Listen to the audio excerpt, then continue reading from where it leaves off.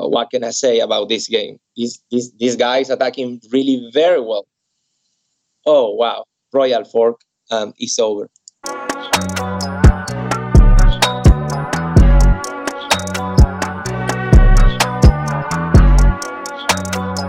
Hello, everybody. Welcome to another video of Reinaldo Chess Lesson. Today, we are going to continue with the Zurich Limit the Rating Tower. We have some time without play this because we have been covering the candidate tournaments that is already over. So, well, let's start with this. Remember, these are some rapid games, 5+5. At the moment, we are in 1800. So, let's start a couple of games, white and black. So, let's look for the first opponent of the day. Hopefully the rating will be more or less similar. And if not, we have to demonstrate why we have the 1800 at the moment. Well, in those games for today, I'm going to try to play some dynamic and aggressive game, gambits if I can. So, well, e4. Let's use this defense that is very flexible, the needs of each defense. Well, as I promised, some gambits. Let's do this move that looks horrible, very crazy. I am opening the diagonal towards my king. But the idea is sacrifice a pawn to deflect the central pawn. And now with d5, take the control of the square that is now available and also open the diagonal for the bishop to recover the pawn. He's taking the center, bishop b5. Okay, he's playing, yeah, well, bishop b5 is one of the critical moves here. Maybe he's ready to jump with knight e5. Increasing the pressure on the pin. Here I think I have to play e6 to enable the e7 square for the other knight to try to counteract the pin, the pressure on the pin on c6. He went for that. There is some checks here, but I can play g6 safely. Also, there is some g4 move, probably g4 move. Well, I have to play knight g7 here, I think. Yeah, okay. I think he knows this very well, what is quite surprising. I think that these moves specifically are the engine suggestions about this variant. Let's see. Now, I have a lot of pins everywhere. Now we have to be really very careful because the capture on c6 is a real threat. I cannot recapture here because of the pin.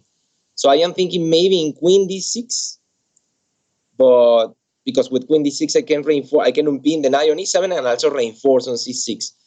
He may have some bishop f4 ideas probably after that. Really looks like the unique way to play against this, so I'm going to do that. Hopefully I am not missing something here, something important.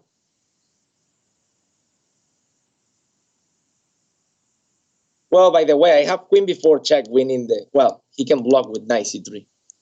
So it's not possible yet.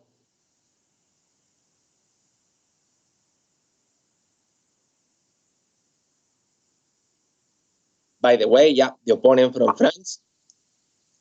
Okay, c4. This move looks very good. He's basically looking for c5. If I capture on c4, he's going to take with the knight, I think. In that case, I have the check on b4. Yeah, also c4 at some moment is one of the best ways to play, because maybe some ideas can be queen a4 to increase the pressure on the knight even more. For example, pawn takes queen a4. Yeah, the situation there can be very difficult. He's pushing c5. I think that I cannot allow that. So I'm going to take here. Let's see.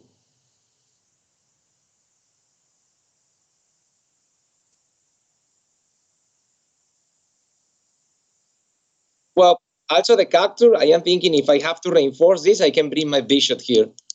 Because now this diagonal is open. Okay, he developed with knight c3. I am thinking in long castle. I maybe kind of sacrifice an exchange in case of knight c6, bishop da, king da, but okay, what is his threat here?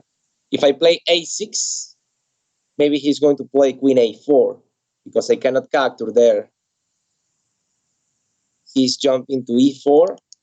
Don't looks like because this is cover.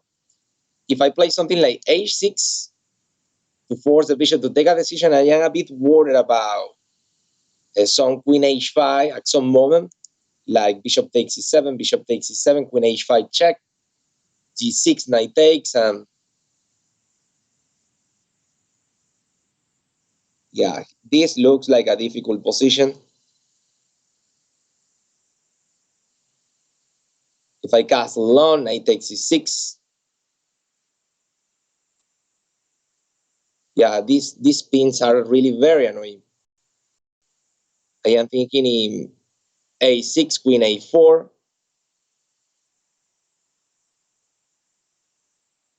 and after that, it's not too clear how can I continue there.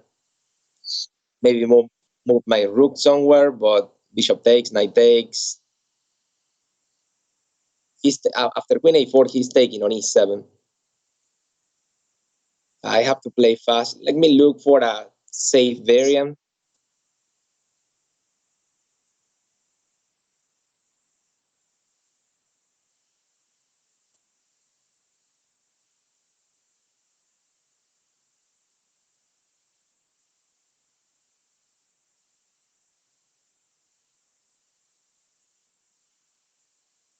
Yeah, he's taking on c4 as well, I think.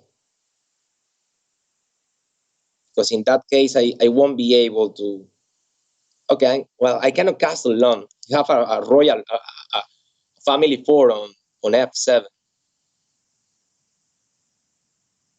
Yeah, I am in trouble here. Okay, let's play this. Really looks very bad, but I cannot see any way to resolve the trouble with my pieces. Looks very bad because on queen h5 check, I think. Maybe he's going to take on e7. And in case of that, yeah, really, I don't know what I'm going to do. Maybe bishop takes e7, queen h5 check. Yeah, he's looking for that. Bishop takes e7, queen h5 check, knight g6. Also, I can capture here maybe with the king to prevent the check.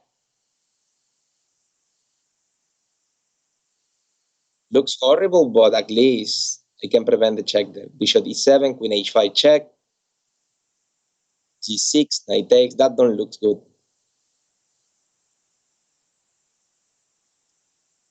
This looks even worse, but okay. I have to generate some complications somehow.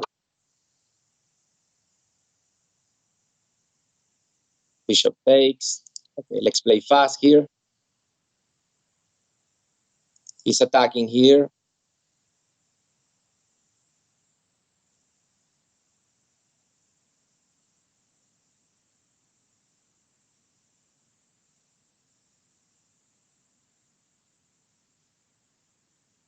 Well, what can I say about this game? This guy is attacking really very well. Oh wow, royal fork is over. Well, honestly, I feel like I play against a computer, something like that. But okay, maybe he just know this very well. Hopefully, I have some check here, recovering the queen, but he will not allow that.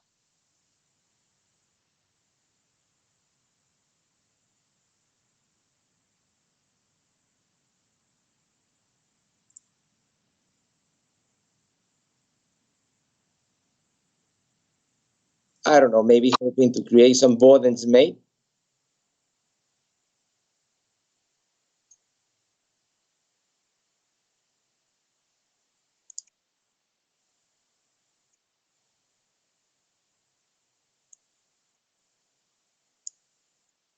I don't have any square available to develop the pieces.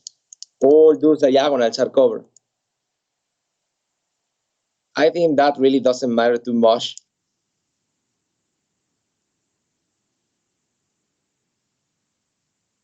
Yeah, let's resign. So wow, fantastic game about my opponent. Really, I am very interested in do the analysis of this game at the end because I remember review this variant and really my opponent did, I think, yeah, all the engine suggestions. So there is two options. He know the variant very well, or he just was cheating. That is quite common, but I have that feeling. Let's see. Um, okay, let's look for a new 5+5 game. Maybe that idea about, well, I'm going to play. Okay, this is an opponent from Venezuela. D45. Okay, we have the Queen's Gambit. Let's play the Alvin counter Gambit. Another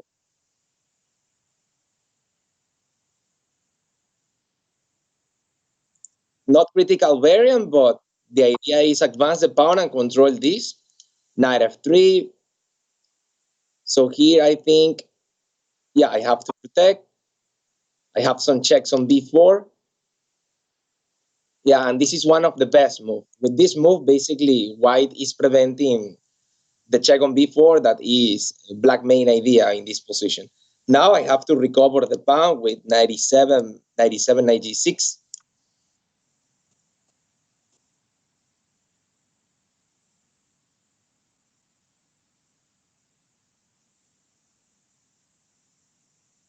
Okay, let's see. E3. I can play bishop G4 probably to remove the defender and later recover the pawn.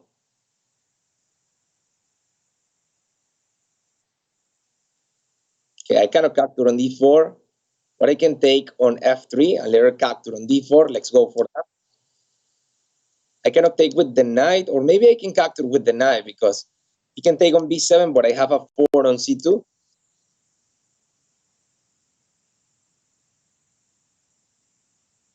Actually, I can capture with the queen, but I think the capture with the knight is probably better. It's the less valuable pieces. Okay, queen there. I have knight C6, knight G6. C6 looks like a more natural location, attacking on E5 and opening the diagonal for the dark square bishop. Okay, bishop C5. This is under attack. I can play knight F5, but also I can play probably bishop E7, keeping some kind of tension. Yeah, I have a pawn of disadvantage still.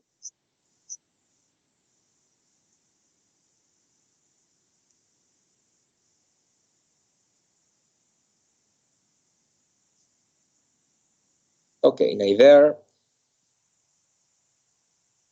He's taking these outputs on D5. Okay, let's complete development. In the opening phase, really, we need to do opening things. So,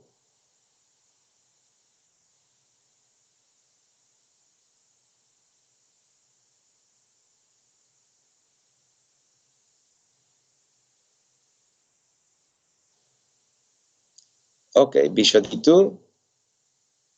Knight F5, chasing the bishop. But if knight F5, he's going to take trade queens, and later protect the pawn with bishop F4, I suppose. But after that, I cannot see what can I do to increase the pressure on the pawn. Let's see. I can capture on E2 as well. Well, maybe the capture on E2 looks quite logical, but because there later I can just take on E5, restoring the material balance. And I think the position probably should be more or less balanced. Now he's playing rook D1. I missed that. Also, he have some bishop takes A7. Okay, I have to take this and a section and take some risks. Okay, now let's play queen D3 to try to trade queens. Really, instead of castle, I think rook D1 maybe was a bit more accurate. Now I am hoping to trade queens and win some tempo, attacking the base of the pawn chain on the queens on B2. Really, probably he don't have to defend that.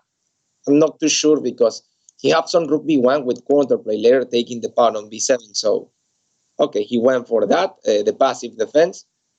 I think I can play bishop c3, but if bishop c3, he's going to play knight d5. So, yeah, but I like it, bishop c3 because I am threatening knight takes b2 and followed by bishop takes on c3. That is interesting trick, but it's too evident that he will take the outputs on d5. So I think that I have to control the knight first. Maybe now rook d1. I can probably defend the knight with rook fda, or maybe play just knight e5. But if I play knight e5, he's going to play b3. Then I can capture on a3. He can play rook a1. But there I have bishop b2, forking the knight and the rook. So I think this looks good. Also, I can cover the invasion square in the 7th rank. I was considering rook fda, but this looks more forced, and forced variants really used to be better. Okay, bishop d4. I can win the pawn. This looks like a free pawn. I'm going to take it.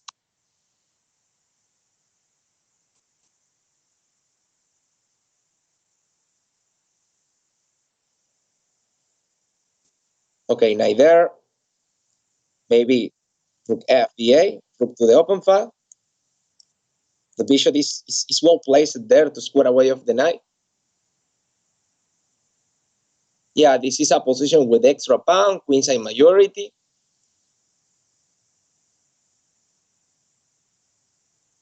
Okay, so bishop c5, I can trade bishops. Later probably capture on b2 because he have some background issues. Okay, he did bishop c3. I don't have to trade rooks. I can play f5 maybe to force the knight to go somewhere. Maybe g3. This move looks good because I can win some space. Let's go for that.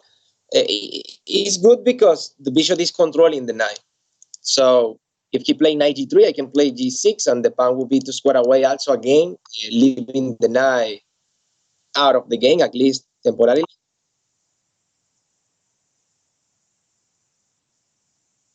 Okay, now he's ready to take this location, or maybe some d4. Well, we are in the endgame. Let's centralize the king to improve the location of the king and also keeping some positional tension. I have to find a way to improve the location of the pieces. Then I cannot go anywhere. E6 is covered. Maybe now I can prepare double rooks. He's ready to play rook e1 as well to try to create intersection point on e6. So maybe here I can use a prophylactic move. Bishop c5 looks interesting because in that way I can prevent rook e1 because now there is good pressure on the knight. Okay, knight b3. It looks like there is no tactics. I think this kick the bishop in this diagonal is good, and also controlling the knight. And still keeping the tensions between the rooks because if he captures, we are going to take the control of the open file. Okay, he did that. He's centralizing the king as well. That looks like a sensible move.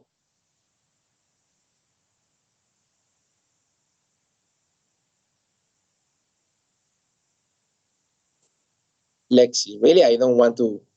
I have to. Okay, here we have the dispositional pattern to try to bother this knight there. I'm going to play that. But I am a little bit worried about a5, a4, fixing the weakness there.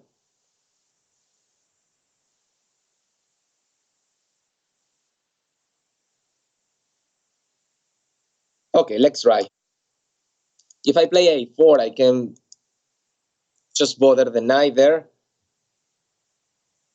I'm not sure about this move, but really, okay, he did bishop d4. If I trade bishops, he's going to capture with the knight, maybe, or with the rook, who knows. But now, I can, if he take with the knight, I think I can play rook d5, preparing double rooks. Okay, he took in that way. I can trade a couple of rooks. And now finally bring the other rook to take the control of the open file. Don't look like at the moment like he have some tactics or something like that. Okay, I can do check and take the control of the. I like this because I can simplify even more. Also, I can take the invasion square, attacking all the pawns in the second round. I don't want to leave that situation, so he's going to play b4 to create some open files for the rook. But really, if I capture, he's going to create some open files. So I think that I'm going to play a4 just to keep the files closed. Still the same idea. He's trying to open lines. So let's keep the lines closed, especially the b. Okay, now he's looking for invasion squares. Let's cover it. King e7. He have rook d5, but that pawn is defended. If I take a3, this pawn is really very active. Okay, he's looking for some checks. But in case of that, I can just move my king to attack this pawn. I should try to win using the advantage on the queen side, my majority there. So let's use this outputs on b3. Rook b2, looking for the outputs on b3. Well, also I am taking this pawn. I can capture the pawn directly, maybe. But if I take the pawn, he's going to liberate the king. Maybe I can just play b6. Maybe just trying to be a little bit more flexible. Yeah, he did that. I missed that move. But probably there is something positive about this because now with this move, if he trade rooks, really the endgame is very easy because the easiest position to convert is a kings and pounds endgame with extra pound. Yeah, now this is game over. Yeah, this is game over. Let's game. Let's improve the game. Let's improve even more. Yeah, he's going to, but I'm going to promote first. So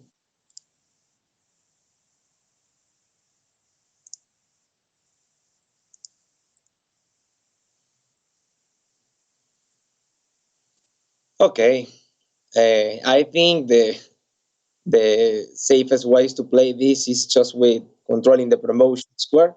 Okay, he resigned. Yeah, sometimes taking some time. I mean, well, that was a nice game. Thank you very much to Giovanni for the game. And okay, now let's do a review about the games because really, during the first game, my first gambit didn't go too good. So yeah, I was completely crushed. So let's do the review about it. Okay, let's start with the review of the couple of games. The first gambit that didn't go too good. Yeah, I was completely destroyed and outplayed by my opponent, who played with an accuracy of 98%, and I have 93%. So looking at that, really, no was too bad for me. But let's start with this. So needs of each defense. Now this Colorado counter gambit reflect the central pawn. Here bishop b5. Okay, looking for a quick attack, increasing the pressure on the pin. This way to play is the thought engine suggestion. 97. Now bishop d5. In this position, yeah, bishop d5 one more time is the thought way to play. So queen d6 to reinforce c6. Yeah, and now here, this move c4, one more time is the thought engine suggestion. Something that caught my attention during the game is that, first of all, nobody played this. It's very strange, see some accurate reactions against those sidelines. I am sharing this because when I play this position with white against this, very usually I cannot remember all those moves. But okay, my opponent surprisingly have a lot of experience in this irrational and crazy position. So he did c4. I took uh, knight c3. Here, okay, short castle seems to be better. Yeah, and here the position was really a little bit difficult, and I just collapsed. I remember that during the game I was considering a6, and I was worried about some queen a4. At the moment, the third engine move is bishop d3, but that move really looks a little bit counterintuitive, allowing the knight take the bishop. Yeah, with keeping all those pressures. So here, basically, I blunder with bishop a6, and after bishop takes, I was so worried about the check on h5 that I took with e7 on e7 with the king. That is a massive blunder because now the advantage is just +5 after the capture, and followed by queen f3. That is the third engine move. So the creation of intersection points here really, this is just a hopeless position. And my last blunder was king f6, and I win this four, and it's just game over. So well, a perfect game for my opponent. Congratulations for him. Also, I was checking in his profile, and he have a very interesting long winning streak. So remember this video because I'm going to I'm going to follow this account closely because I have a high suspicious for sure. I don't want to say that okay, if somebody defeat me is cheating all the time, but yeah, it's highly suspicious the way, this fantastic way how he play, and also, checking his profile as well. But okay, now if you find me in the platforms and I use the Colorado counter gambit with you, so now you know how to destroy me with this lesson. I think that at the end of the day, this is something good because help me a lot to remember this from my point of view. So let's take the positive of the negative. Let's go for the analysis of the other game. That okay, I did another counter gambit. In this case, the accuracy of my game was 95%. Let's see. So Queen's Gambit, Colorado counter gambit, 93, 96, A3. This is theoretically, this is one of the thought ways to play against the this gambit, the Alvin counter gambit. So E3, Bishop G4.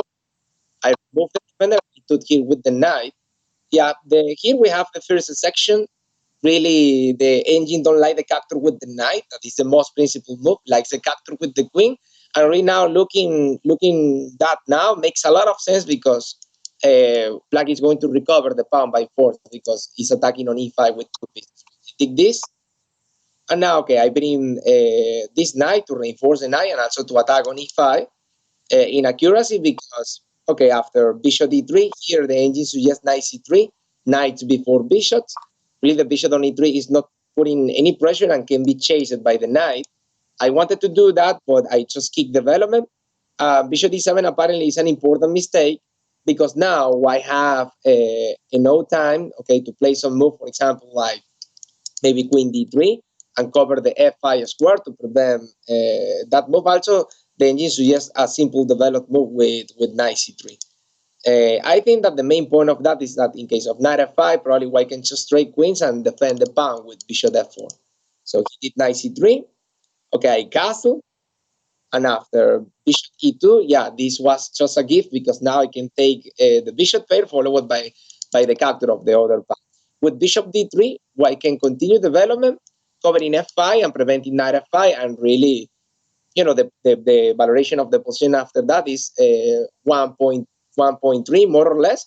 So what means that it's just a healthy extra pawn for white and nothing to do for black. But okay, luckily for me, after this I can trade knight for bishop and now restoring the material balance.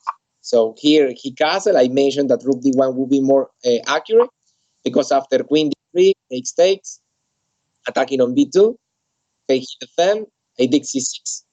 Yeah, this is an important move to control the knight. And now, okay, 95, attacking on c4. And I think that after this, yeah, the game basically is over because this is now extra pawn. And all the plan should be focused in the creation of a pass pawn on the queens and also simplifications. I managed to trade all the pieces, just getting the kings and pawns hanging with the extra pawn. That used to be the easiest position to convert in chess. So, well, guys, we finish with the couple of games of the series clean in the rating tower. I hope you enjoy the games. especially the second one, because really I didn't enjoy the first one too much. But okay, the game is there. I'm trying to take the best from there. I learned a lot. Yeah, thank you very much for follow the video, the content. Don't forget like and subscribe, share with your friends. If you like those kind of videos, check the next one in the list for more content on the channel.